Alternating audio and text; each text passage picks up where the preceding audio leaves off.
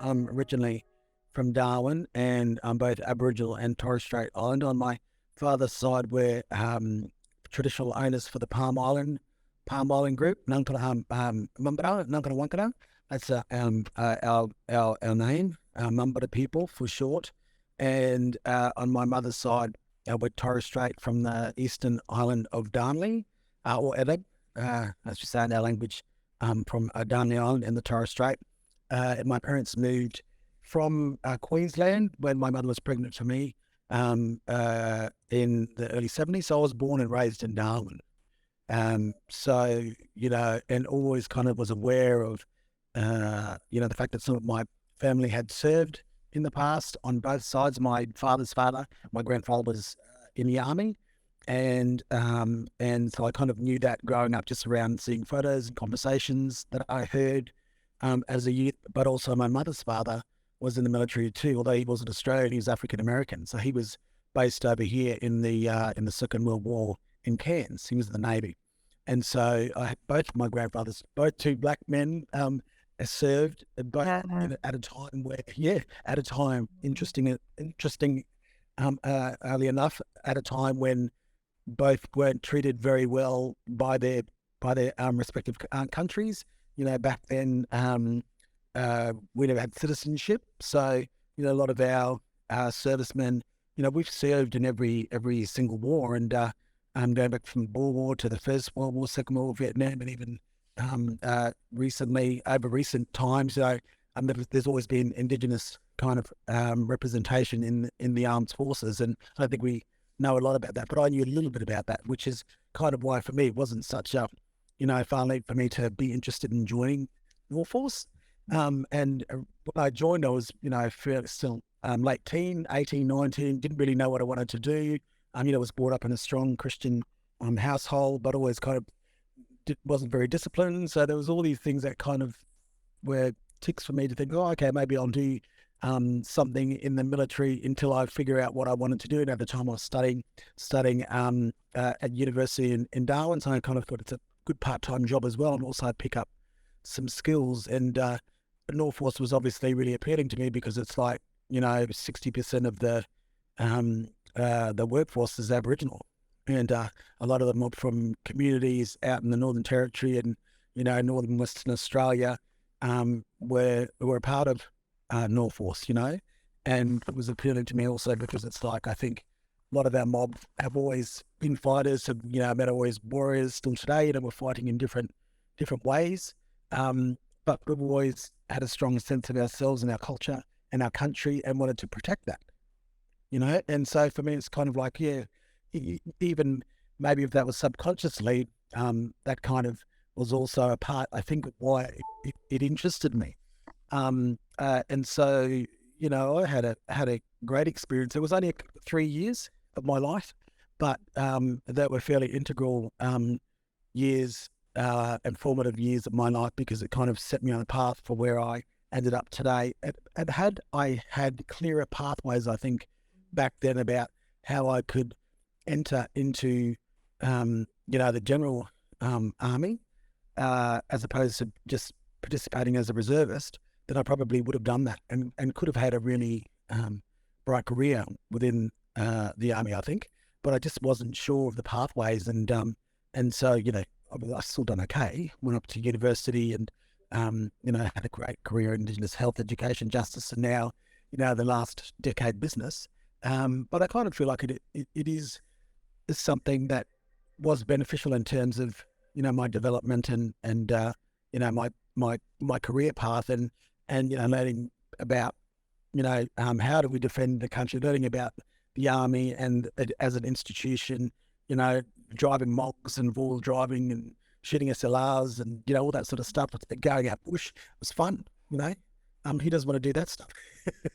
And also being around other Aboriginal mob in work with lots of Aboriginal people from communities and the Darwin area, and so I kind of felt fairly comfortable. My experience was quite good. Yeah. And you mentioned as well just now that you used the experience almost as a pathway to decide what you wanted to do because you wasn't too sure.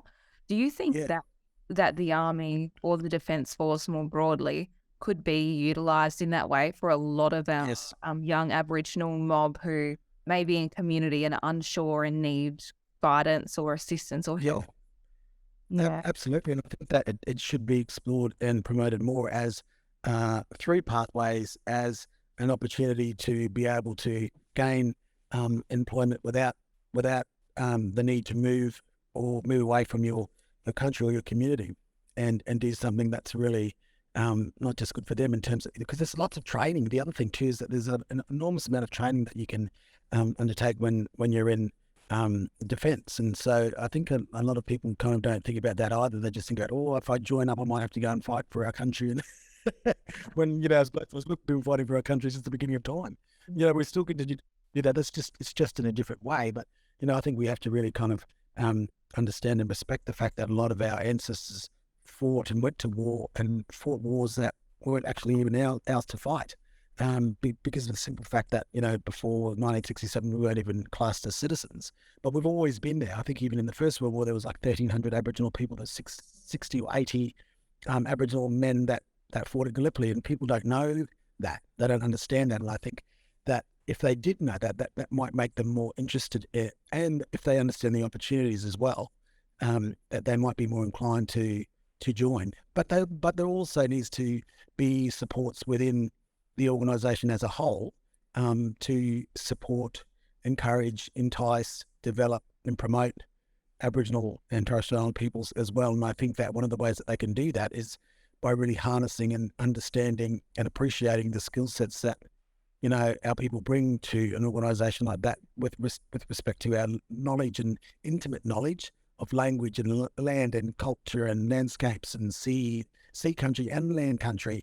And even you hear stories of the Native Americans, if that's the right term to use, how they used their Navajo language to in coding in one of the world wars. I don't know if it's the First World War or Second World War. I think we can utilise that. There's lots of Aboriginal languages that are still very alive. Some places in the Northern Territory, like Maningrida, they can speak up to 9 languages and then English. So, I think there's something to be said around the use of those languages, and the fact that people have that skill set, and that's those skills that can be transferred into areas such as STEM, like coding, and IT, and you know what I mean? Like, and really kind of utilising the natural skills that Aboriginal people have, as well as our intimate knowledge of land and sea country, and incorporate that into a way of being able to defend not only the North, but our country as a whole. Yeah, I agree. That would be fabulous if we could do something like that, because it Yes. recognises Indigenous knowledges and incorporate with protecting our country. And then Yes. also it just adds to value to the whole reconciliation journey, but then also adds value to our knowledge, which has historically not been valued in the eyes of the white man. So That's exactly right. yeah. Exactly right. And that's why I've always thought about that as a way that people can understand how unique and how important that, thousands of year old culture has lasted and existed and still used today, and how that can be used in different ways. That it's not just something that can be used in terms of communication and, in Aboriginal communities and for Aboriginal people. It can actually be used in lots of different ways. People just need to understand how to do that and be a bit innovative around how that knowledge and those skill sets and language and all of that stuff as a whole, our culture as a whole, can be utilised, in that type of way when we're talking about, the framework of defence and, defending our North and defending our country as a whole. Yeah. And I agree. And just another question that's more around, you were saying before, all of our Indigenous people have served in multiple wars, and we still have a lot of Indigenous people serving in defence now. And when you were at Norfolk, you had a lot of Aboriginal people as well that were around you. So when it comes to Anzac Day and this time of year, and Aboriginal people have fought, and they know if their fathers have fought and generations before them, is it a really hard time of year, or is it a time to be celebrated as well for Indigenous people? Or what sort of emotions might be brought up in this time that I think it's both. I think it's a celebration, but also remembering, and for those who have lost family members in the war, it's obviously a sad time. So bringing back, thinking about those things triggers those sad sorts of feelings. But I think for the most part, it's an individual thing. It's a way that people need to understand the the loss of life and the things that people have done to serve our country, and also Anzac's about the New Zealand mob as well.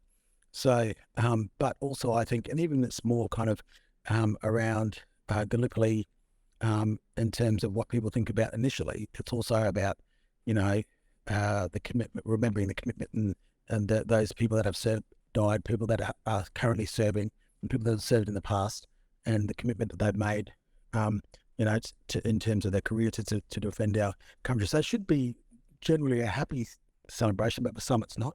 Well, I think it's for our mob, we don't necessarily celebrate as much as non-Indigenous people, because I don't think that, we understand for the most part how much our people have participated and contributed to that. And I don't think it's not shared enough. Also in the overall scheme when we're talking about the day, that there needs to be more promotion of, we've got people over there that need to be, people that have died overseas that need to be repatriated. Where they are and how that might happen, I don't know, but that's a conversation in itself to, make people understand it's not just, back in the day when people took our people overseas and they've died over there for, in other areas and other sectors, but it's happened whilst they've been defending our country and they're still over there. So, even things like that, the repatriation of our First Nations service men and women, needs to be a conversation at least, or people to understand that is a thing that people, a lot of our people have served and continue to. Yeah, I agree. And that was something that I haven't really thought about as well. How many of our Indigenous soldiers, their bodies haven't been repatriated Yes. to come home? Yeah. And that needs to be done, in my view, and especially because they fought for us and they've served and they come home as well. So that's quite that shocks me really. Yeah, and that's what I mean. We don't really think about it, Emma, that much. If you really think about it, everything that non-Indigenous people have experienced around serving, so have we, because we've always, like I said, our people have served in every single war. But I don't think that's common knowledge. So how can we make it more like common knowledge? How do we tell people about it and educate them and realise all the service and work we've put in over the years to protect the country? I think it needs to be implemented into our curriculum. As part of it needs to be implemented and promoted and shared as part of the Anzac Day celebrations and every other, celebration that centres around, the Defence Forces and the history of Australia and embedded in our history in general. But also, I think an organisation also needs to promote that and use that as a way to make people understand that how we have participated throughout history.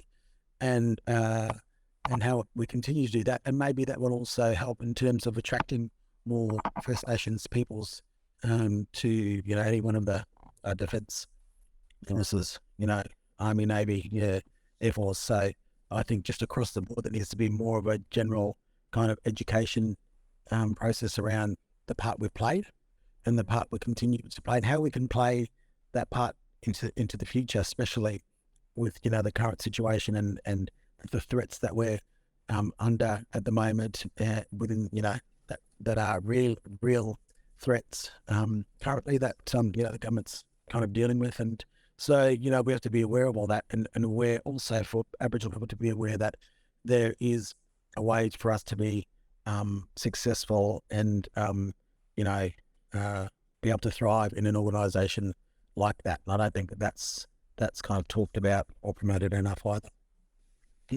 Yeah, and do you think there's anything within the Defence Force that we can do now to support Aboriginal young people or address any that is currently experienced with such a big institution? Absolutely. I think that from within, I think Defence Force needs to assist with the development of Aboriginal people within all of the forces, and help them to be able to progress to higher levels if they're wanting. Those pathways for promotion to the really, really, really high levels within the organisation, because there's still a lot that aren't, high ranked within the forces, defence force.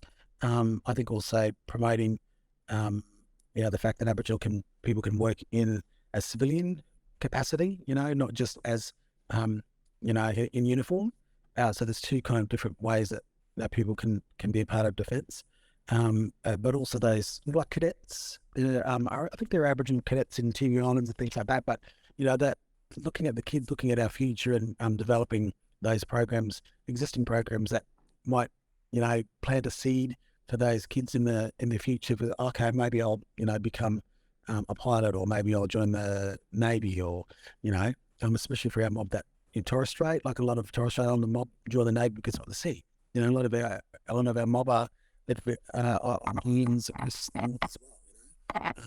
So even my country, Palm Island, on my father's side, they don't want to leave the island, but and they love fishing and they love being on boats, and that's a part of their life. So I think they need to understand. We need to make people understand that it could be something that they can pursue as a career, but also be cool, follow and feel like it's a part of who they are and an extension of their lives anyway. But also, defending our country and having a decent wage and an awesome career and all those developmental opportunities as well. I think we start young, and defence is okay at it, but and they do actually do better than a lot of other organisations in terms of what they do as a whole, in terms of the organisation around IPP and things like that. But I still think they do have some targets they need to meet through their RAP, but they do it quite well. But every organisation can do better.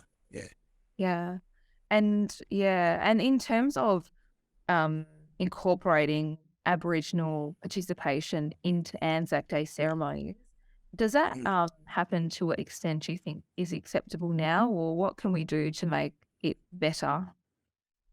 I think we need to do it more. We do it better by doing more, involving more, and that means even if it's celebrating that the people of our mob that have lost their lives, and including their families and descendants in those celebrations, and having a monumental thing of monuments around the place from people that have served and died serving our country. And I know in Palm they have lots of celebrations over there. There's a big army base here in Townsville where I'm based, and they acknowledge a lot of the there's a memorial of all this and all the names of people that have served, Aboriginal people that have served, and Aboriginal people that have died.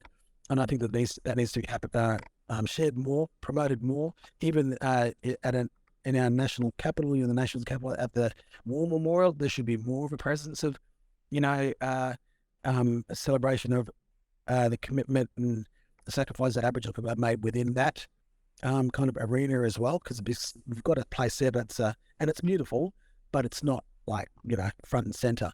So, and it's all a part of that education process, I think, and involving more and more people and communities and families, because we can go way back to see how many people have served, and the descendants of those people that have served and continue to serve, and there'd be records of that.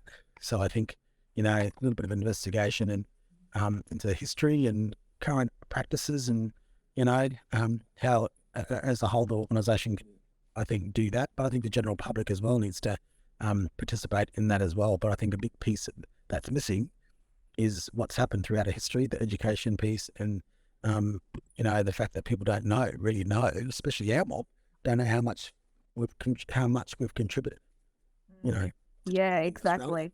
And it is true though, because you were saying we need to teach it in the curriculum in school, and we do, because young people don't understand. Even people my age, older people, they don't know, because the history is not there and it's not written, and it's not easily accessible. There's been a few books that have been written in the last couple of years, but they're that far and few in between, and they're the stories of of a family member or of an Indigenous person who has served. And those stories are very, very knowledgeable and very important. And I'd love to see Yes. more of them. And even Yeah. more research done on how many soldiers, Yeah. who were they, where did they come from, Yes. how did they Me get too. it as well, and Yeah. happened to them, and where are their families, and Mm-mm. and how, and all of that history. I'd love to see that. Yes, I think you're right. You're so right. There needs to be more like documentary type things, more collateral around curriculum and resources about that, and especially with young people today, like if there's, within their access to information through social media, there's lots of ways that can be done and instantly, but the content needs to be there. Exactly. The history needs to be, you know what I mean? Like Yeah. there needs to be, it needs to be curated and put out there and be accessible, because kids Exactly. know so much these days. And if it's not on the curriculum, that might be another way of people being able to share and do that. And for our mob to understand, oh, wow, our mob of, always been there and always fought for our country. Mm. Mm. Exactly. Yeah. I just see so much opportunity in this space that hasn't been done. Like, and even just talking to Indigenous people like I am now around the country, around their history, their family. Like you were mentioning to me, your dad served in the army as well. And so Granddad, yeah. or your granddad. So you can just imagine all the history there as well in the Yeah. story. Yeah. Mm. Yeah. And even I don't know much about it. I knew that because I'd seen photos, and I knew more about my African American grandfather. But again, that's two different Black grandfathers from two, a Black American and Black Australian fighting, again, like I was saying before, fighting for their countries that didn't even recognize it. Yeah. So, I think about that and go, wow, I don't know if I would do that. Did they have Today. voice? Yes, I think they did. Yeah, and I think maybe that was part of it. Maybe it was part of their circumstances. Maybe it was a way that they could make money. Maybe, I don't know. But I know that my African American grandmother would have been, if you're just talking about 1940s, travel, wasn't like you could jump online and book a flight. No one had money, and that there wasn't that type of travel.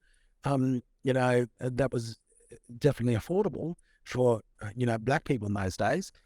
So maybe there's all those types of thinkings too around opportunity and being able to provide for his family back there, and my other grandfather as well. So I think that all played into the mix of things. But I do think that there was a choice. I don't think they were forced. Conscription, that's different. But I think that yeah, from what I understand, they weren't forced to be a part of it, Yeah. to join. Sorry. Yeah.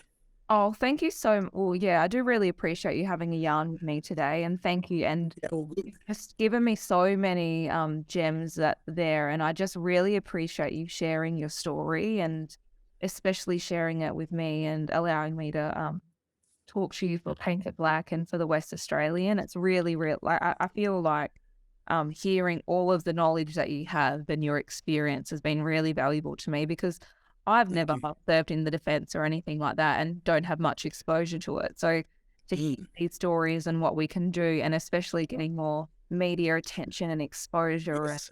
and young people, is so important, so we can make sure that It sure is. hold, because it's a part of truth telling as well. It is. Yes, and especially with everything that's happening with the voice and recognition, Yeah. that's all, like it should be all a part of the conversation around, people are going to have to vote, and I kind of feel like it's all part and parcel of that around, recognizing the place that we play in Australia and throughout our history, and the things that we've done throughout history to protect our own country, but also our country as a whole, especially when we're talking about, what we're talking about today, which is defending our country, the Defence Force, and our participation in that throughout history and even contemporary Australian society as well. So it's really important that we keep talking about that.